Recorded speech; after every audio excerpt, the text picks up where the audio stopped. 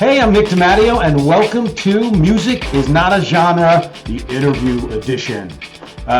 Each week on Music is Not a Genre, I talk about music, I break it down, I break down the walls between genres, between types of music, I throw in some musical concepts, I discuss different artists and bands or talk to them in person, and I connect all of that to other music in the world, to my music, and to other things in the world. Thanks to everyone who has subscribed and clicked and shared and read and listened and watched and is a Patreon supporter. I appreciate all of that. With me today is Daniel Cousins. He is an audiovisualist and emotional engineer. He is also the force behind the supernatural electro rock band Albatross Heights, which I'm very excited to talk about a little later on. And he's a classic TV nerd, meditator, and a synesthesiaist. Recent credits of Albatross Heights include World Was Born Today and Folly, which we're also going to talk about later.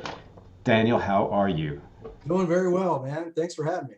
Absolutely, yeah. I've been really excited about this.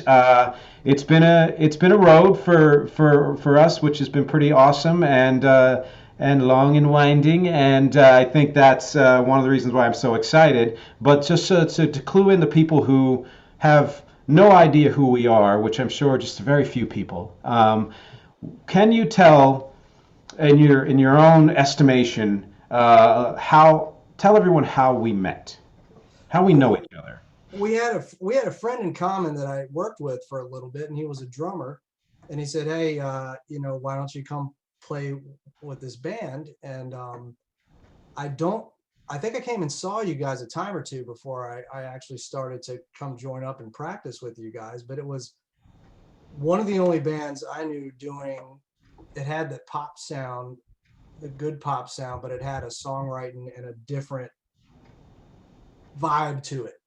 And it came out really big live, and that's why I was really wanting to talk to you and stuff backstage and be like, hey, okay, because at first, I mean, it was, I didn't know the band, I didn't hardly know this dude, so he's like, come see my friend's band. I'm like, yeah, we've known each other 13 minutes, probably not coming. And then I ended up coming, and glad it did.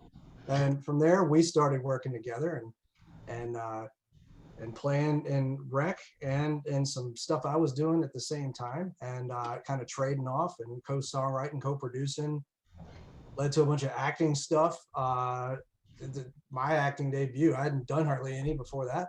But we have a long history with a lot of stuff. It's going on, well, it's 18 years in May. Yeah, yeah, that's right. 18 years. 18 years, incredible.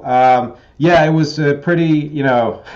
So the friend we're talking about is this guy that I was friends with for quite a while, who I met in acting class, named Justin Nadal, and he is a drummer. He's no longer in the area, so we've kind of lost contact. But I'm pretty grateful for all those connections early on, because at the time I had only been in the city for I guess it would have been like 3 years, ish.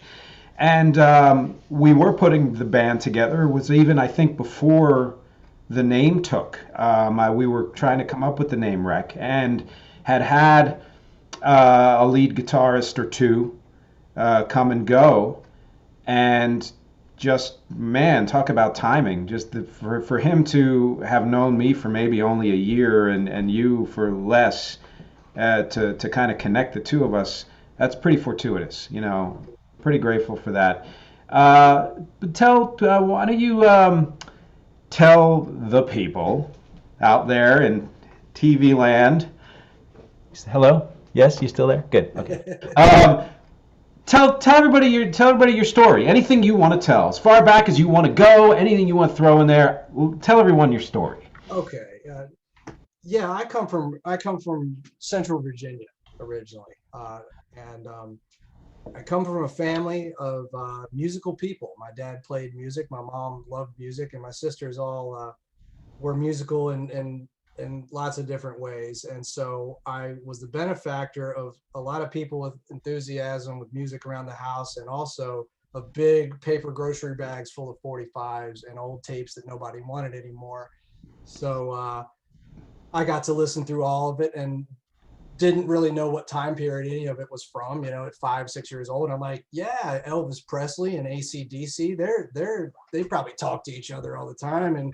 And Diana Ross, they're probably hanging out, So I'm thinking about all these people, with the, I don't know, I just said music is what I like or what I didn't. It really didn't dawn on me that one thing might be soul or anything like that.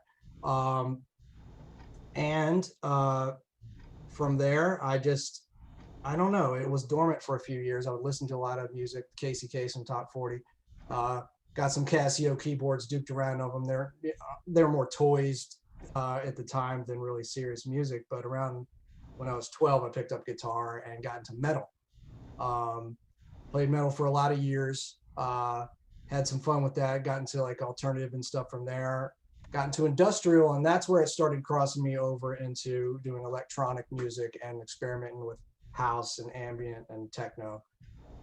And from there, just kind of wanted to do all of it in a big soup, maybe like an Octone Baby type thing, for lack of better. For all you kids that were born after that, that was an old U2 album that I think of as new U2, but it's not anymore. It's 30 years old. Totally, yeah. Yeah, and that's a great way to describe it. I think you've actually used that touchstone to describe some of the work that I've done too. And I think one of the things we have in common that's really that drew me to your music right away was that kind of eclectic mix of influences and the willingness to throw that shit in there, regardless of if it's supposed to be in there or not. Yeah, well, ditto. I mean, that's, I think, what pulled me in at the at the first, I think it was a Nick show. I don't think it was Rec, like you said. I don't think the name was there yet. But judging by what Justin listened to, I was like, yeah, he likes rock and roll and some neat stuff and stuff like that. But I remember catching like a Gary Newman tone off a couple things you were doing at the time, and I think you even had some of the makeup on and like a tie, and like a black shirt, and yeah. I don't know if there was, well, no, you were playing a synth. You were playing a synth in a couple totally. of songs in addition to the Telecaster. So that's, I think, what kind of linked us, because we're like, oh, you like this? Oh, you like that too? Motown and death metal and Ministry and, Olivia Newton-John and also, I mean, it's like 100%. Yeah, it's what caused the mesh. I mean, like one thing, I'm going on camera to say the same thing, and I'm not paid by Nick to say this. The music is not a genre concept. It's something I wholeheartedly espouse. I mean, it's just, I think it's, you dig the music or you don't. You don't have to, if you want to put it in a category to help communicate to other people for ease, okay, great. But as long as it doesn't become a jail, I think it's just important to say, here's music. I completely agree. Yeah, and thank you very much. It's not like this is a concept that I invented. I liked the title and stuck with it primarily because of Catherine and her encouragement, but just that sense, like you said, of look, genres are great because they're an expedient. They're a good way to help people understand, have an inroad into what might be going on in the music, but that's all they are. They're kind of that inroad, and beyond that, there are way too many sub classifications and distinctions and things that kind of rip the idea of what that genre is apart. And any artist who does that, including you, is somebody I admire. Well, ditto. Thank you, man. I mean, that's I think why we're friends, is because we synchronize on that and have the whole time, and whatever projects we were on or stuff we're talking about with other people's projects. I used to, something I've come to recently, I used to say there's only good music and bad music. I don't even agree with that anymore. There's music that resonates with you or it doesn't. It doesn't mean it's bad. It just it doesn't, and it doesn't have to be good to resonate with you. I've heard some trashy stuff that I like. It just, I like what I like, and the stuff I don't, there's no need to shit on it. You just don't listen to it, or listen to it 3 weeks from now, you might dig it. Who knows? I totally agree. I mean, I couldn't have said it better, honestly. That there's not it's all subjective. Yeah. Yeah. So many things I used to make fun of dude, Radiohead. When I, that's a band that's very important to me. And when I first heard them a couple times, I was like, yeah, all right, yes, it's all right, cool. And then like later on, they were like Pink Floyd or Zeppelin or something to me. I was like, all right, ooh, all right, this is a yardstick, meter stick here to look at and kind of measure stuff against. So Well, and I think that an artist, look, this is a judgment, yes, but I think an artist who is willing to keep open ears, and like you said, you may hear something at first and be like, oh, come on, no, no. And then, it might be a month later, or a year, or 10 years later, you might be like, oh, God, I see, I appreciate it now. Or you may never get to that. But the point is, you gave it a shot and you listened to it. And it's not just, because there are a lot of people out there who aren't artists, who aren't creators, but it's not just that sense of, well, yes, it's important that it informs what you do and it expands what you do. And it also helps you have a more sense of what your own identity is, what works for you, what doesn't work for you. But just as a listener, to have that willingness to be open to things that are not in your inner circle, so to speak, is a valuable way to look at the world in general. You know. I can't agree more. I mean, it just, and I think there's so much music happening now. It's kind of forcing it the other way.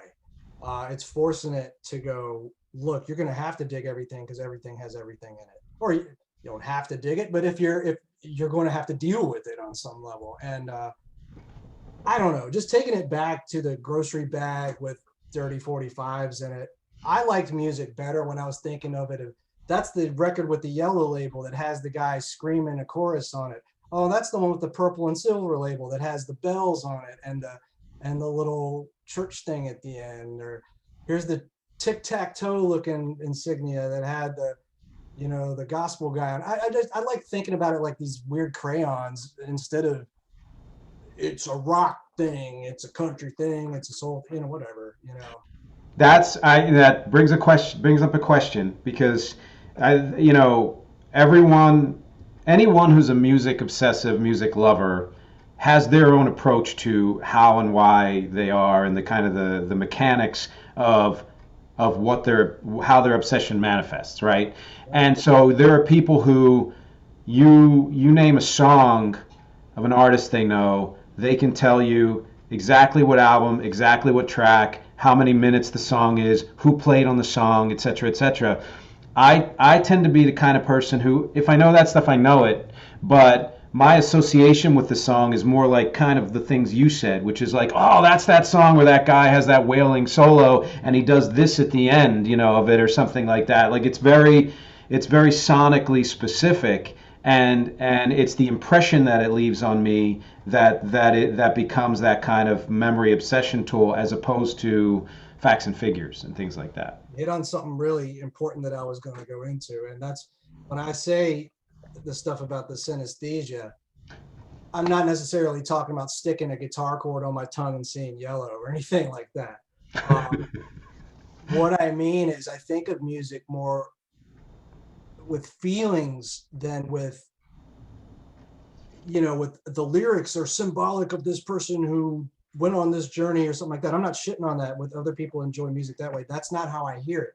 I'll hear a song from my past, and to this day, I'll still think of the song that when I went to get ice cream with my mom or something, or this is from that time that was on the radio at the pool party when we had pizza later.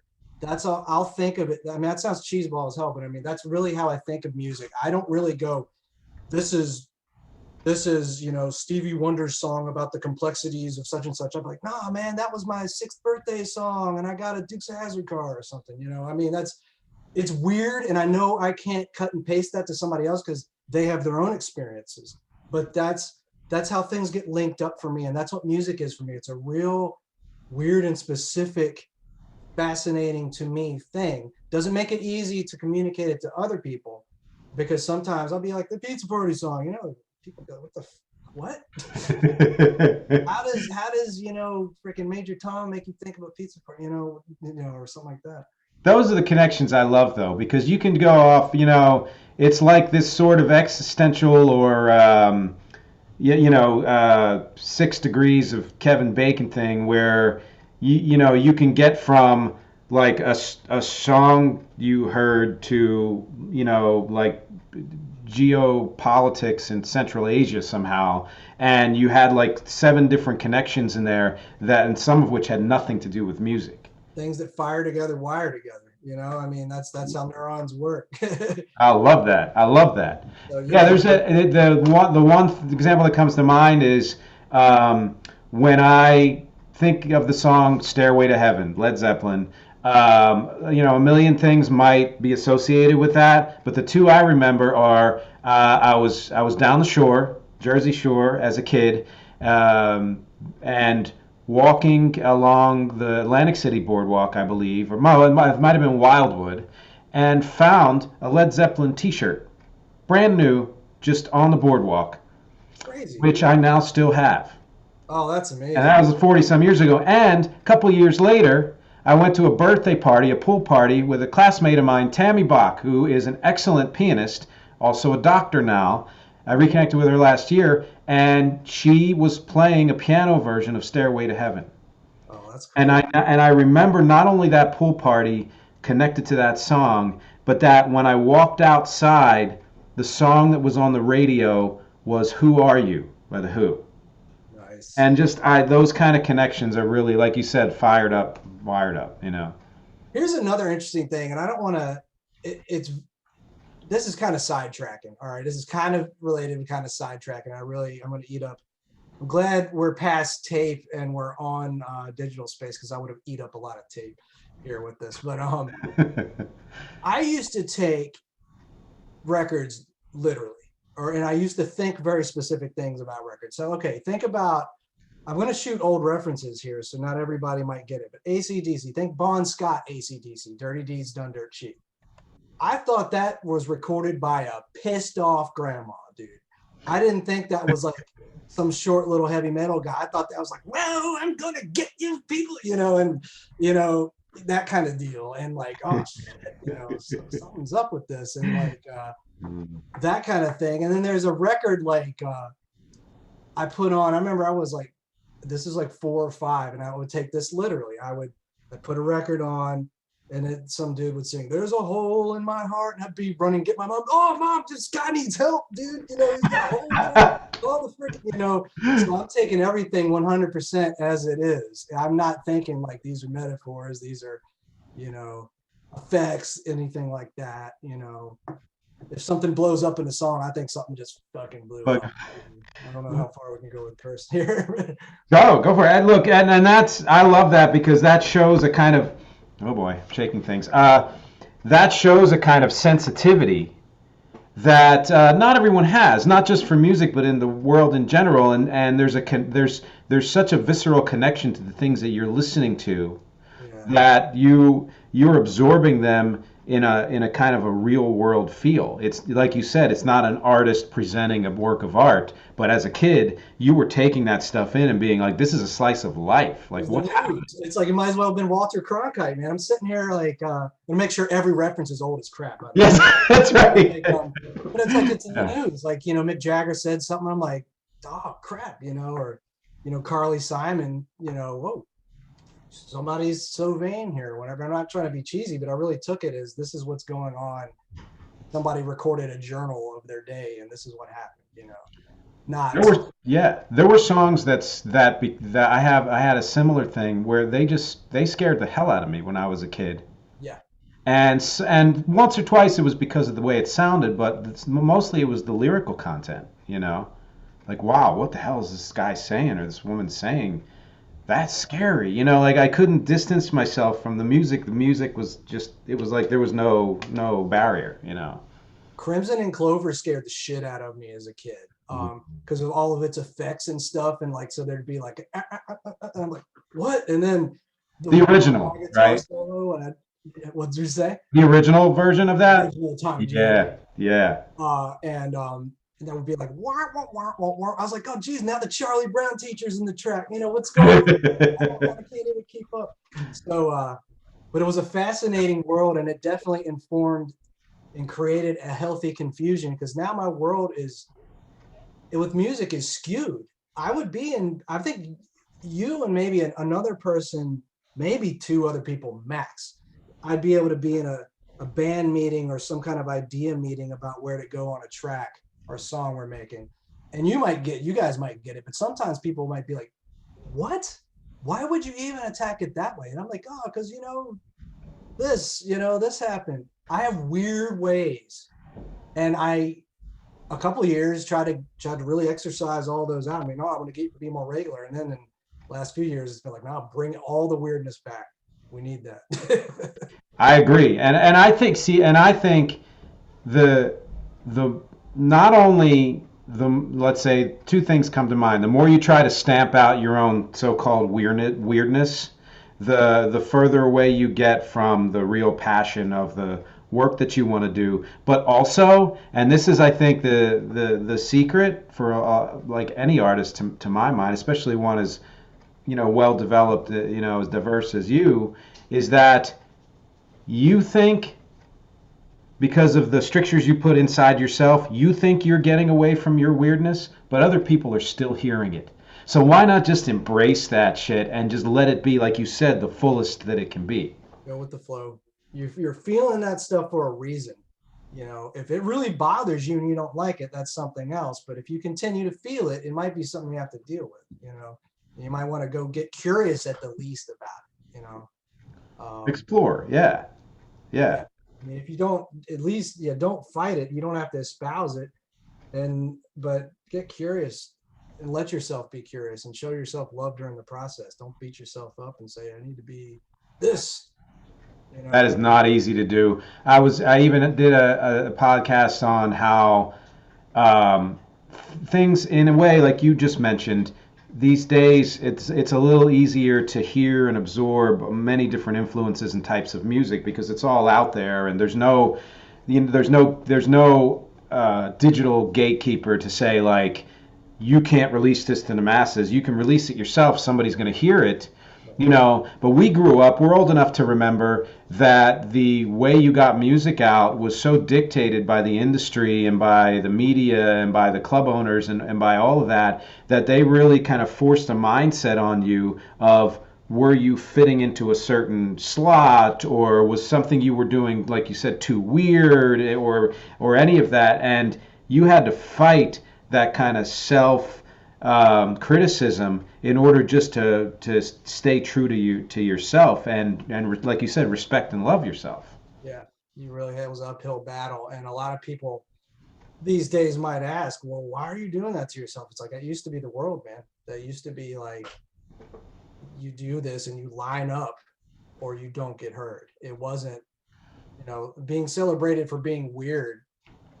I don't know. I mean, before maybe that might be giants. I don't think I heard of a lot of people saying, yeah, being weird's good. Before that, it's you're never going to get a deal. With that. Oh God, so true. That's true. Like if you were weird, that was part of your gimmick. That was part of the thing that they marketed. Like, here's a weird band or a weird looking, Boy George, he was weird, and that was the best they can do as far as how to, classify him.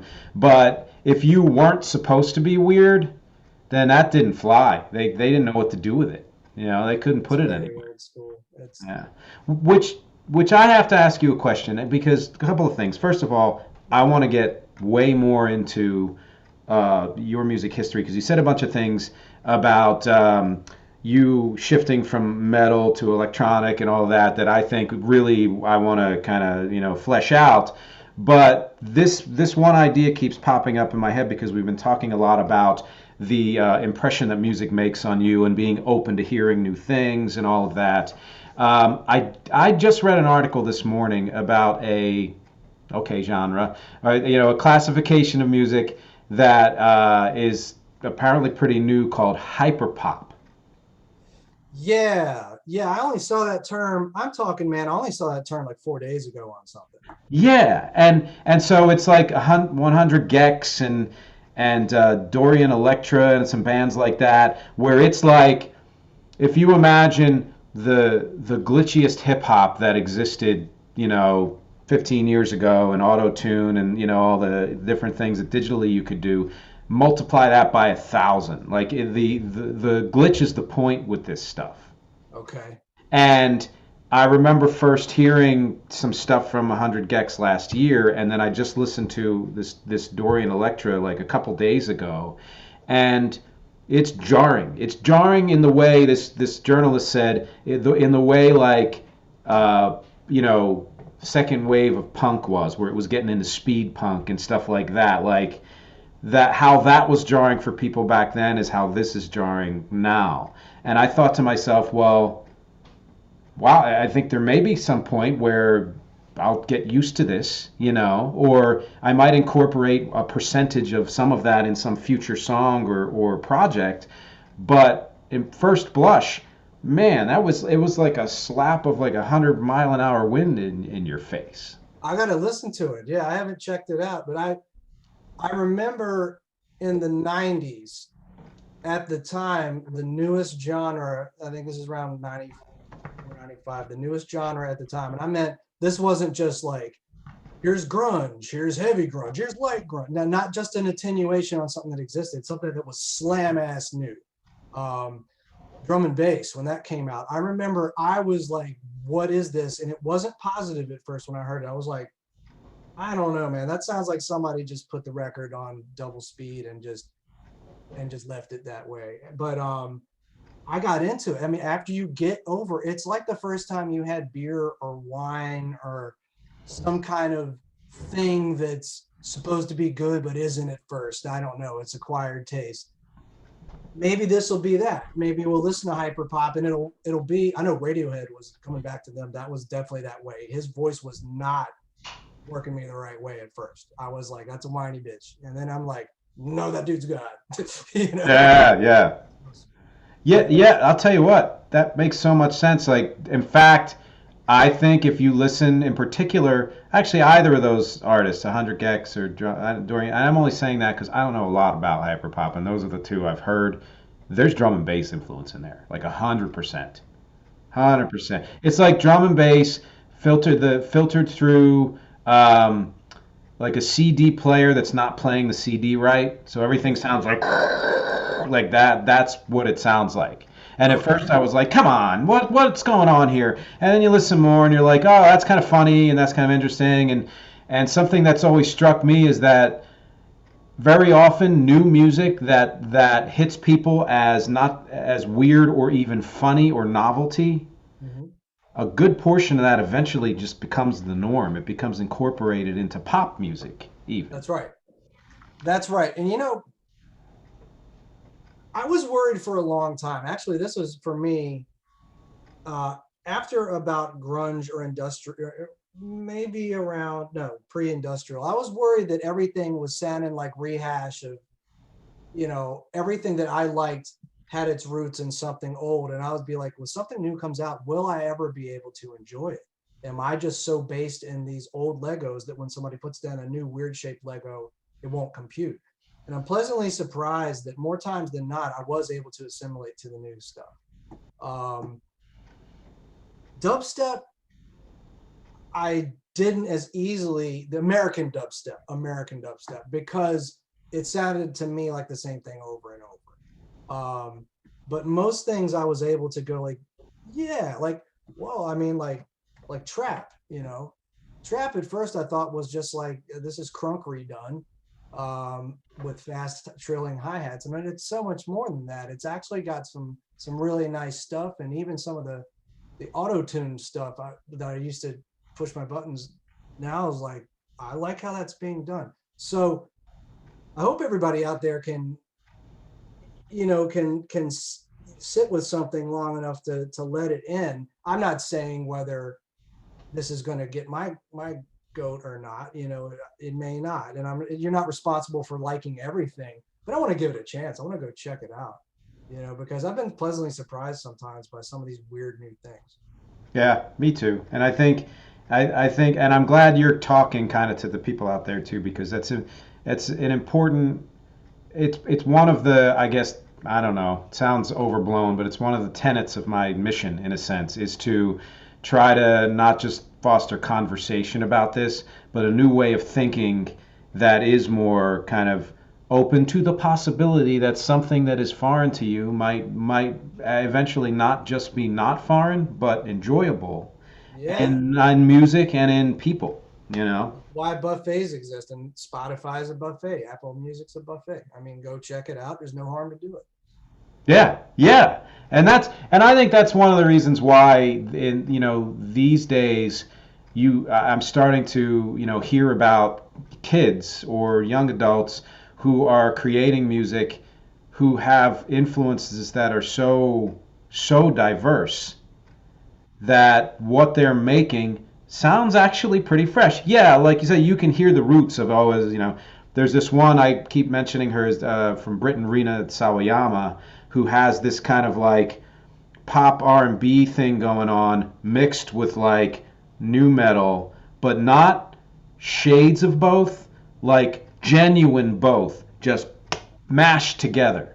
And to be able to not just to be able to have those two influences, but then say, you know what, I'm going to put them together and see what happens, I think comes from this new, whatever wave, next wave digital age where it is setting aside the issues that artists have with this, which are valid. It is super cheap and easy to find any damn track or type of music you want anywhere. Yeah, man, that it really is. And yeah. And the discovery services have gotten better too. So in Spotify, again, it's not an ad for Spotify, but what I do like now is the radios. It used to be artist radios. Man, it goes down to song radios. I mean, and this is probably old news to anybody watching this podcast, but I mean, if you have a favorite song, you can right click on the song and make a radio from that song. You don't even have to do it at the artist level. And I've actually found a lot of nice new stuff that way. And it's really cool. Yeah, and I've mentioned Spotify before too. And what's funny is you actually really kind of nudged me towards Spotify because at the time I was on, oh geez, I had dabbled in Pandora, kind of pros and cons of that. I had Sirius XM because I had a car, and I also was doing a whole lot of LimeWire and FrostWire and creating, free mixes. And but mainly what I was doing was buying CDs. And, Yeah. and I'm one of these later, like second wave adopter people where I don't jump on the new thing right away. I kind of give it some time. And it was really your kind of touting, like, it was like I thought of a song and found it and played it immediately that I was like, I have to check this out. And it was a few years ago now, but it was pretty, a few years after streaming services had been introduced. Yeah, that's one of the things. I'm not a quick adopter at all. And streaming services were something I got on fast just because there were certain things I wanted to really get at. And the record stores started drying up. I mean, this happened in a certain order, of course. It wasn't overnight, but we used to have in New York City Virgin Megastore. God rest its soul. Yeah. That was the last real big good one. I know there's niche good ones, and I hope a lot of them made it through the current times with the Mhm. pandemic. But that was one where you could pretty much closest thing to Spotify. You could walk in and know that what you wanted was going to be in there.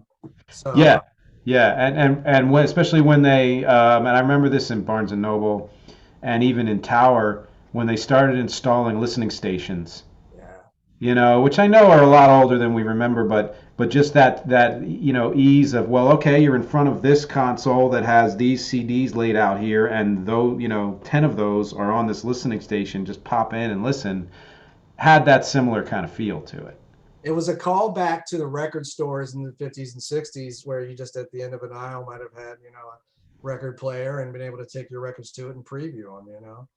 It's Yeah, there's a coffee shop in Long Island City that still does that. Is it Sweet Leaf or?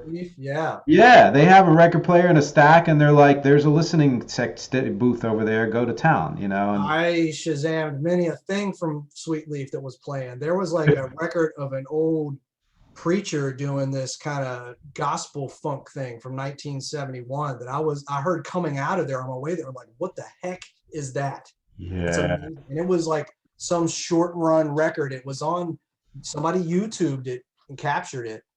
But it was some short run record, and I found it, by what they played. It's cool.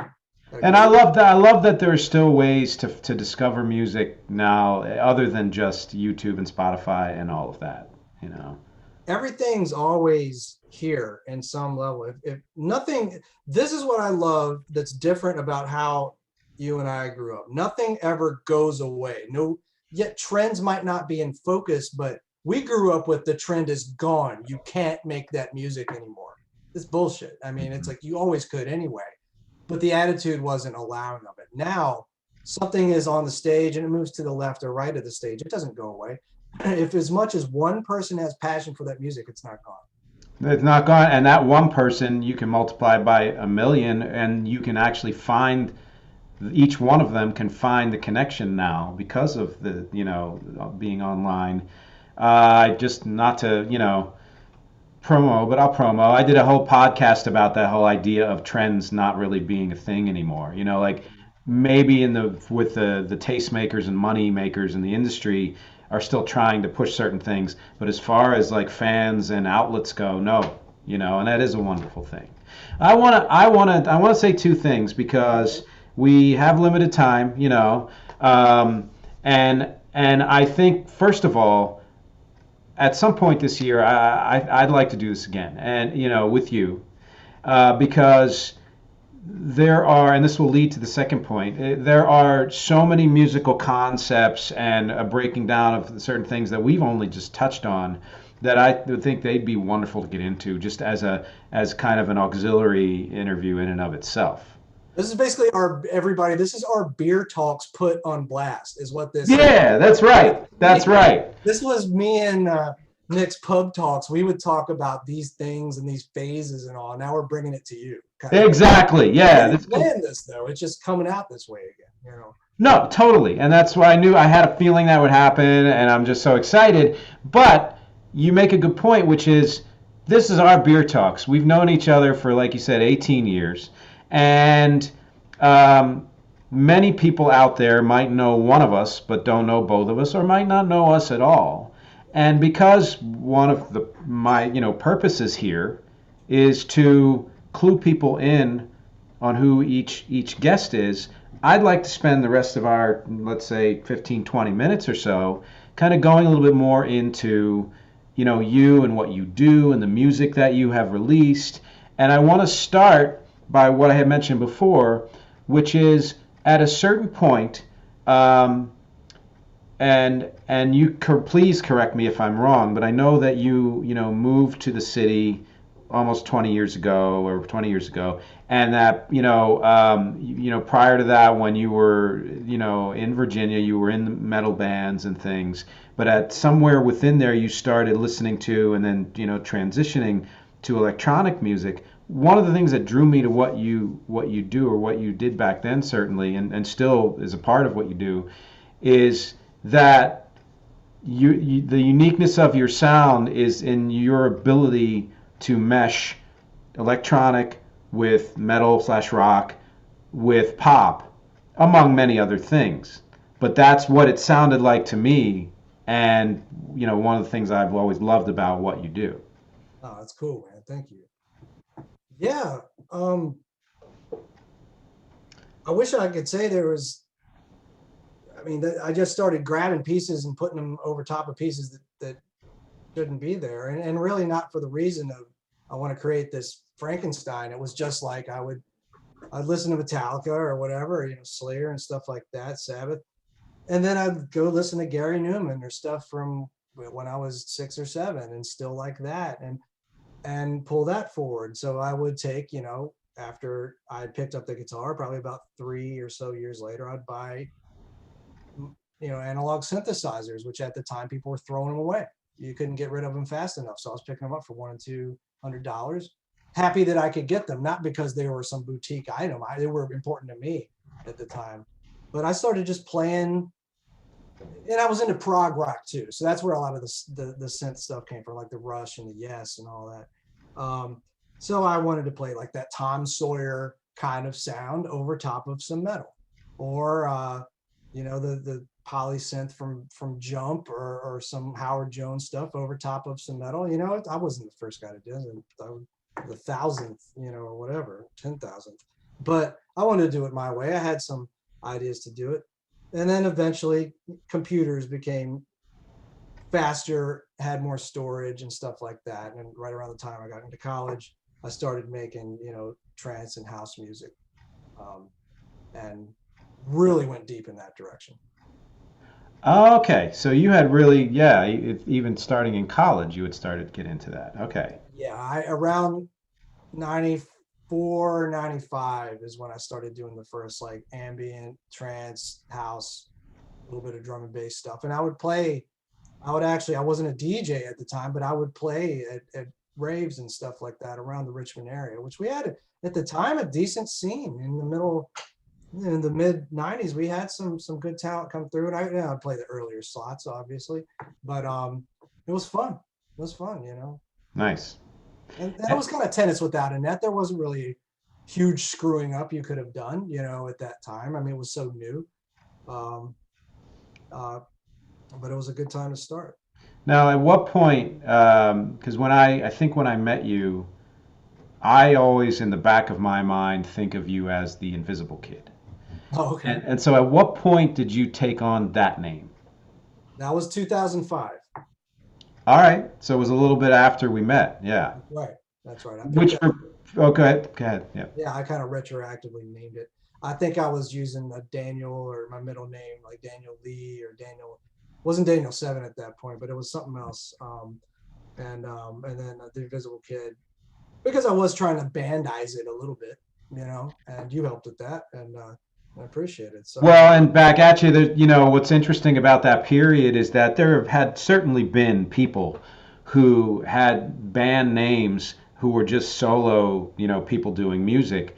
But at that point in the early mid O's, it really started to become a thing, and partly because, like you said, technology was changing and computers were making it easier to create a band sound as a solo artist. that's right. I always remember for some reason I heard a song off a soundtrack from a band at the time, I thought, called Badly Drawn Boy. Yeah, And I was shocked, like, oh my God, that's just one guy, and that's because it was so early in that trend. yeah, that's right. Manchester dude. Yeah, yeah, yeah. And so kind of, what people, I love to tell people this, because they probably haven't heard it, but at that point in the mid O's, when I was putting the first version of Rec together, my background for the previous, God, maybe 15 years had been band oriented. I had early on, I had the 4-track and the synth and the drum machine and all, and I was doing more electronic music, and it was an early love of mine. But I shot out of that into band work up until really around '05, '07, when you had this like huge role in putting together Rec's first official album, Parts and Labor. Not only were you playing on it and singing on it and everything, but in terms of the production and arrangement and engineering and ideas, sonic ideas that you co-produced it basically, and what that did was reopen my ears and heart really to electronic music again, to the point where the next couple of Rec albums that came out were much more of a mix of electronic and live than anything that had come before it. And I really attribute that to your influence. Oh, that's really cool. I mean, is at the time I had gone deep with dance music, and then I was coming back out around the time, not away from dance music, but just kind of, I want to get back into songwriting again and singing. And that was around the time I started hitting, came to New York and then met you. So by the time we were at that point, I was swinging back into songwriting mode. So it wasn't all like, hey, let me show you how to make a techno song. It was more like, hey, the thing you're trying to do, you can do with this. You don't even need band members, you know? And I mean, to achieve that result, knowing that you might want band members or something like that later, but if you wanted to, you don't need it to realize the idea. What you want to do with it past that can be completely open. Right, right. But to be able to just create it, at first and put it out into the world, to have that luxury and the freedom to be able to put those elements together and make it sound as close to, what it is in your brain as possible, it's a pretty great thing. It's fun. It's a lot of fun. Yeah. And to this day, Daniel still, offers up plugins and other, suggestions and things like that as far as recording goes, which is always a really valuable. It's valuable to have a person like this in your life. Audio games. Oh, yeah. Didn't fall prey to video game addiction, but audio games, I damn sure did. Nice. I like how you put that. So you were Invisible Kid for a while, and you released several. How many albums or EPs did you release under that? I think we had a couple remix records. I think it was 5 in total. One big album, one that was like 14, 15 songs. The rest were like 7 songers, something like that. Okay, and then at what point did you transition to Daniel 7? Well, yeah, this thing called Daniel 7 came around, I think it was like 2012.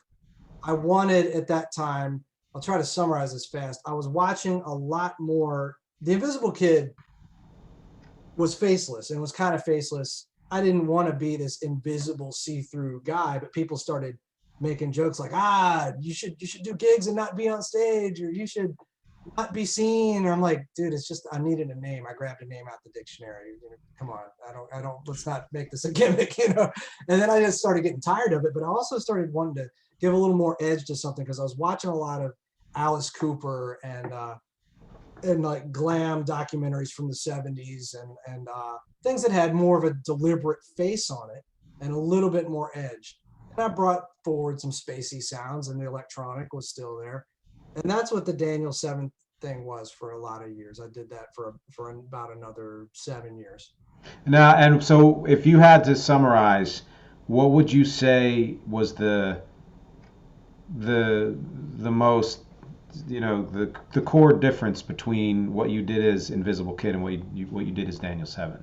More edge, more personality, for better, for worse, more attitude and more edge.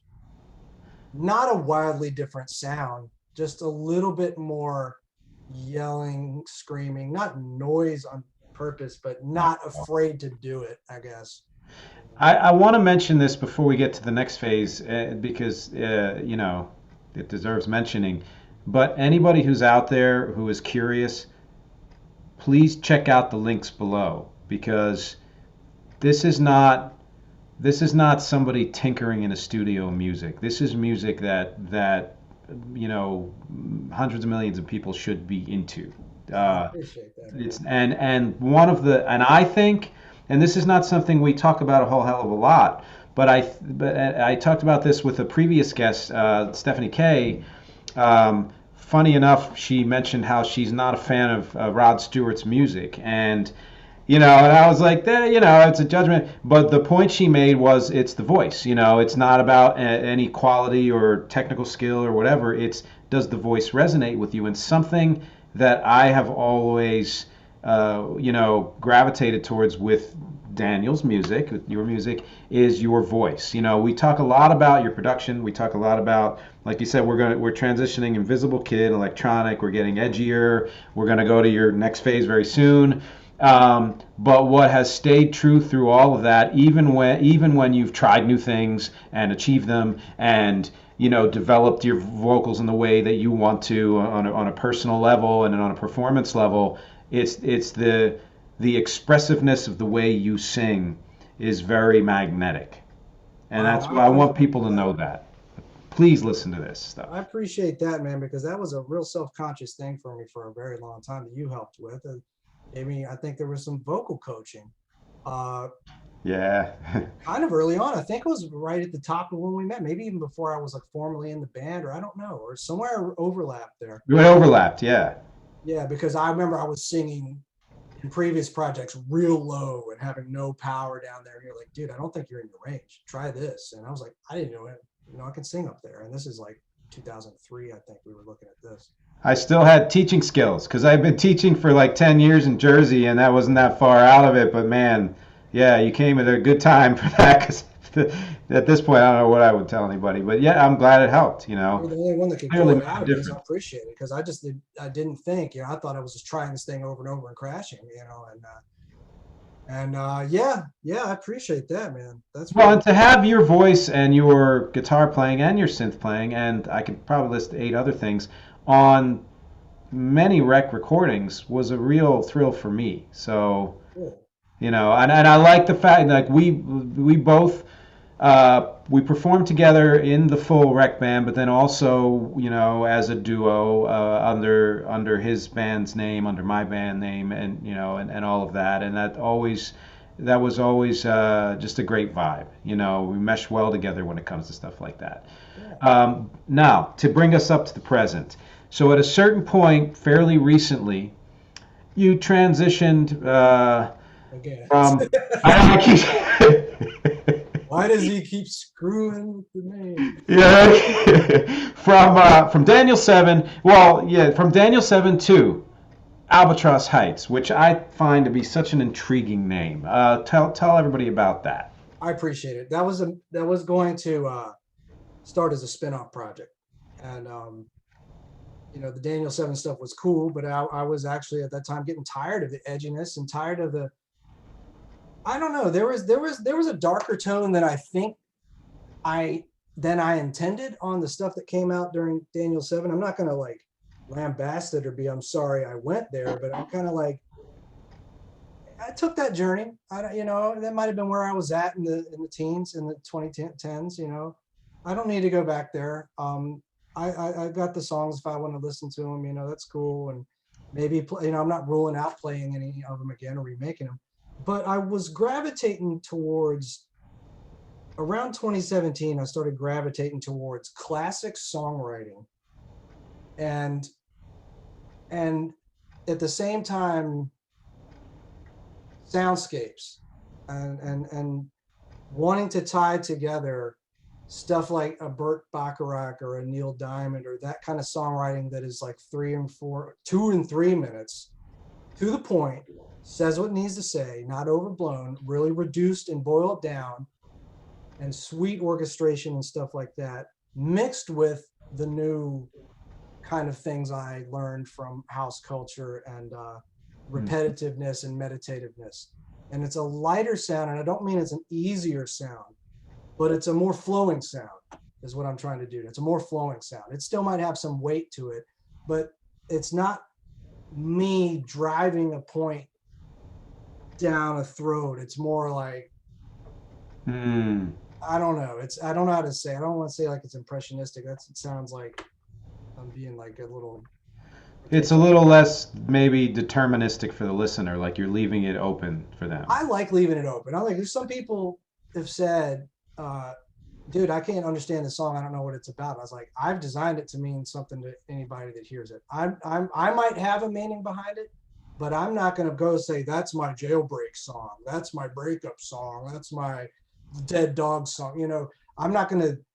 I don't want to do that. If somebody, I want to bring it back to somebody wants to think that's their pool party or that's their day they got married or something like that. I want that to mean that for them. And I'm not going to Yep. take it from them. They own that at that point. They bought it, they own it. It's funny because there's a song I did, man, over 20 years ago now, that I think of as the song about being in such a dark place in a relationship that it's pretty much going to be ending.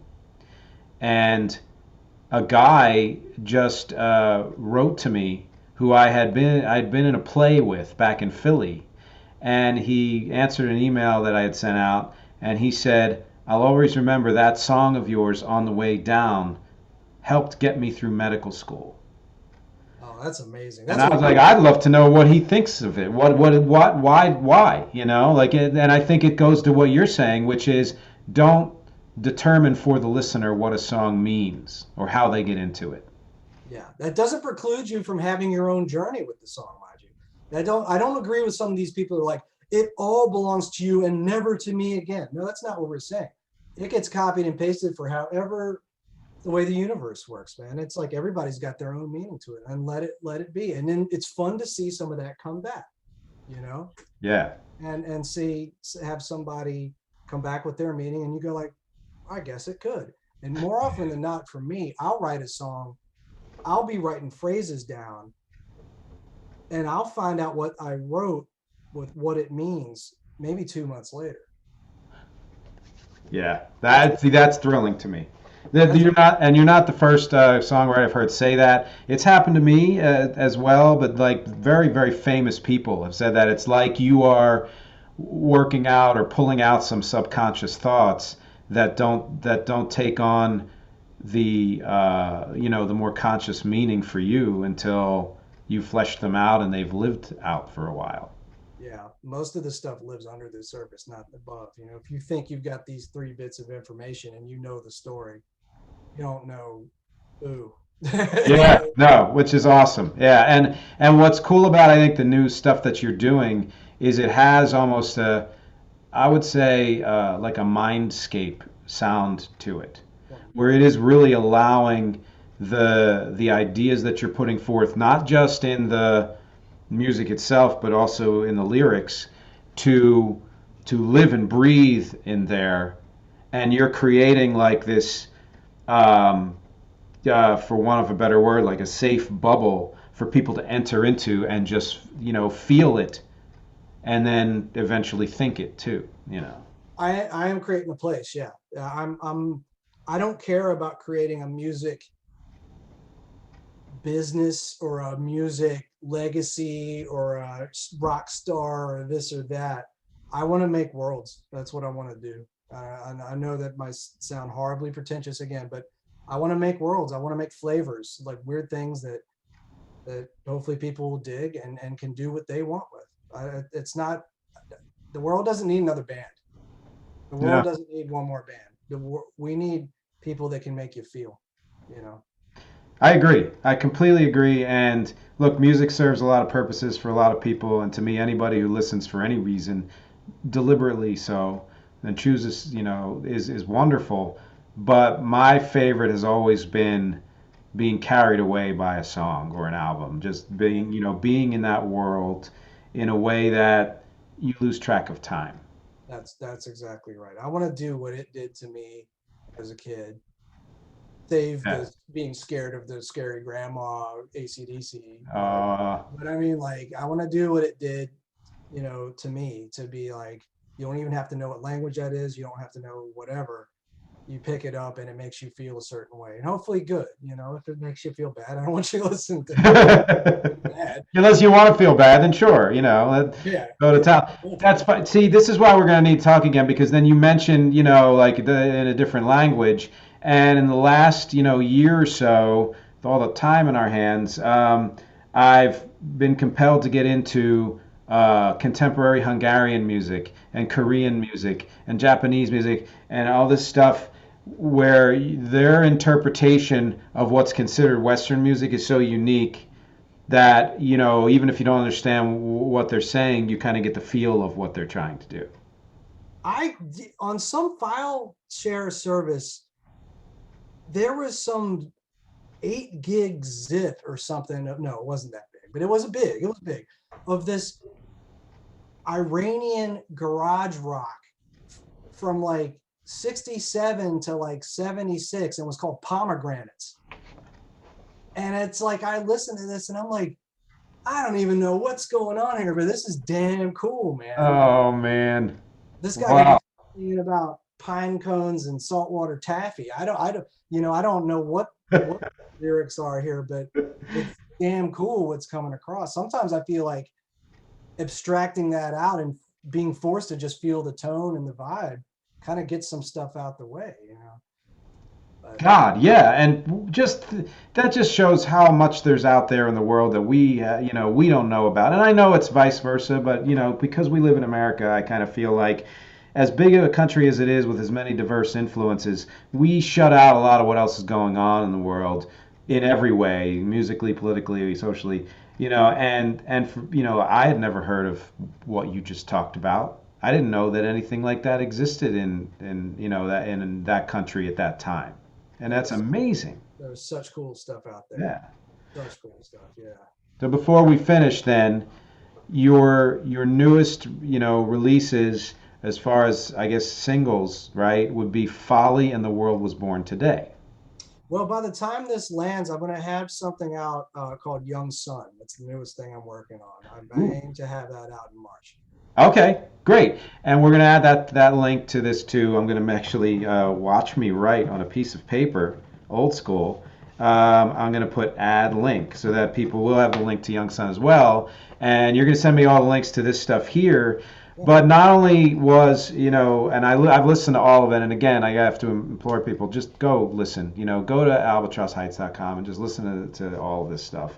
And any older stuff that's either on there or somewhere else from your other incarnations, listen to that too, people. Folly has that exact kind of sound that you were talking about, wanting to achieve with Albatross Heights, which I love. I'm happy with that. Thank you. I'm happy with that one. It's a simple little ditty. It's not that long. It said what it needed to say, and it just felt good to write.